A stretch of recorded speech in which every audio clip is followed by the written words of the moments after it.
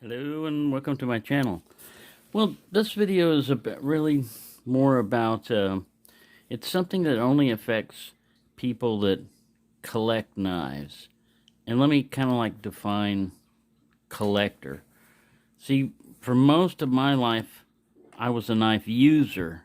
I had a collection of knives, but they were usually knives that I didn't use anymore. And occasionally I'd buy something, but I think it depends on the time that you were exposed to knives.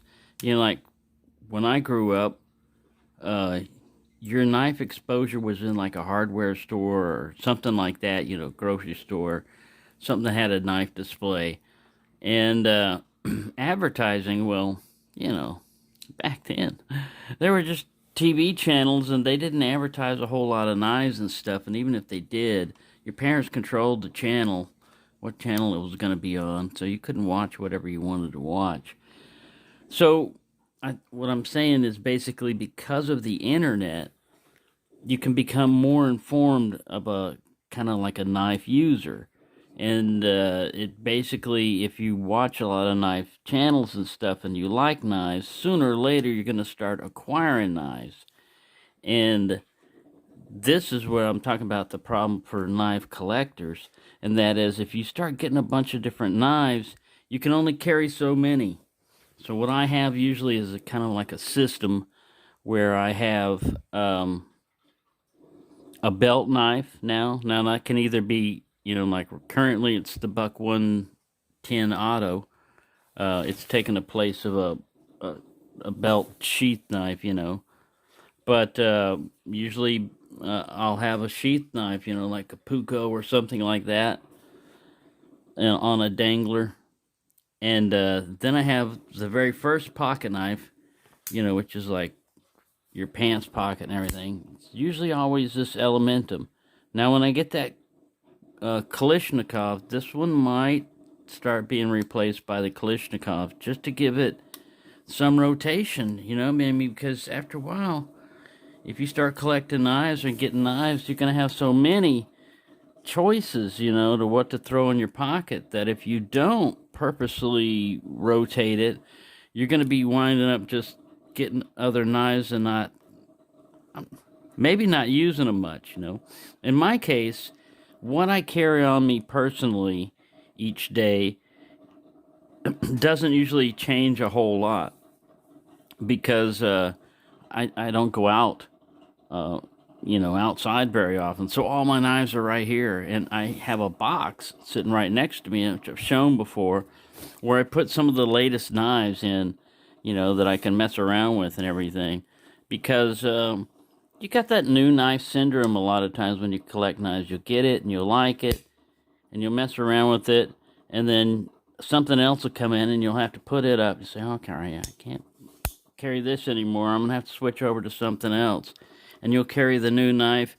But sometimes some knives gets put away, and you don't use them very often.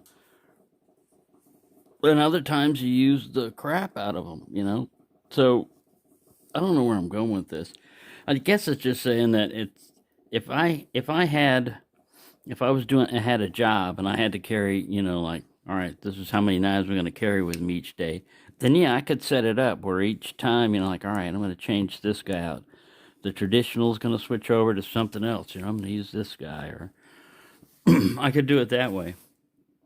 But yeah, after a while, some of them just and some of them hide. They get off and they hide. Now, some of them are for just, in my case, are just for basically for display or part of a collection. All that noise you hear in the background is my coffee maker. It's making some coffee for me. But yeah, I've just been flooded with a bunch of good knives lately, and it's like, man, how you only got so many pockets. So usually have, like I said, something on the belt, something in my pocket, which is usually Elementum, and then something dropped into the pocket, which is usually traditional, either in a slip or something like that. Because the cargo pockets usually have flashlights in, different little flashlights and stuff.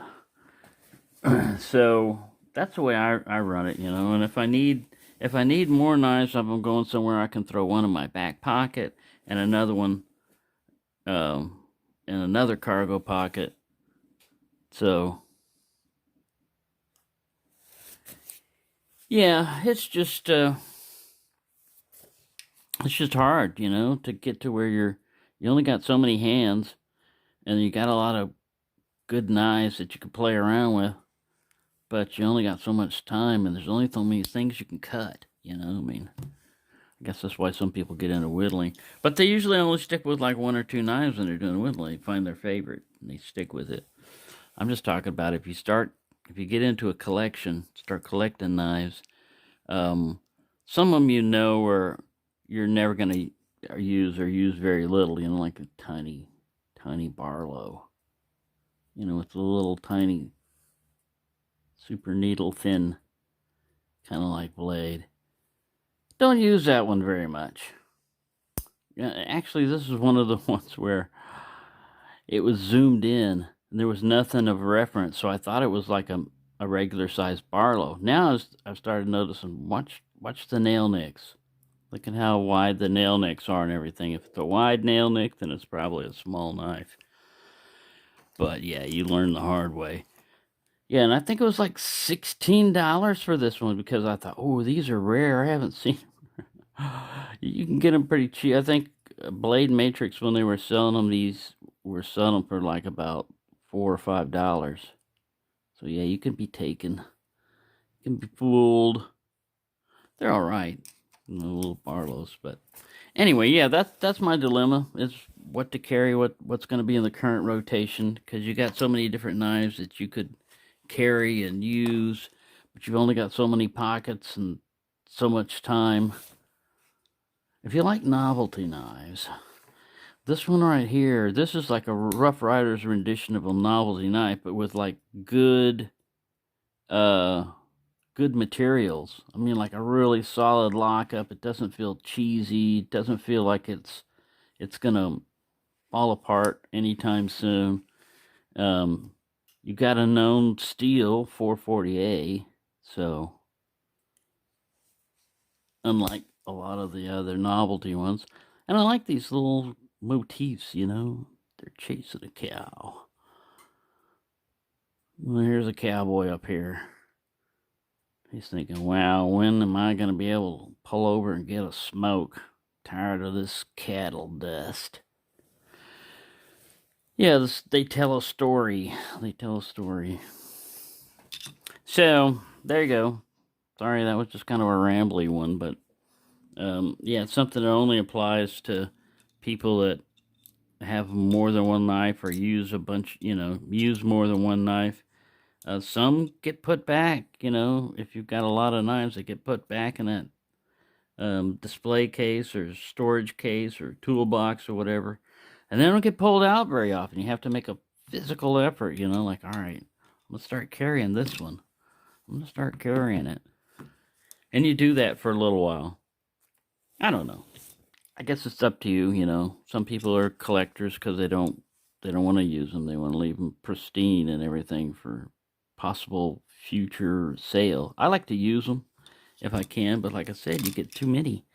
After a while, you're like, man, it's a good dilemma to have. You know, like, oh, I got too many knives. I still don't think that I could still come up with all kinds of knives I could get.